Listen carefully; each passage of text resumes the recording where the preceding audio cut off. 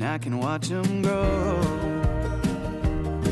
like weeds through the concrete cracks, in the flowers by the railroad tracks, wild in a row. For all I know, it might be me that'll hold them back, 'cause I'm worried it'll go too fast when it happens slow. Not sure if I should hold them or let them go, or get out of the way and watch them grow.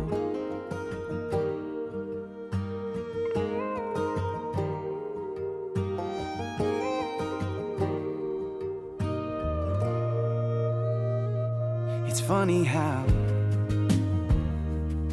if I kept that stupid job, it would have only stopped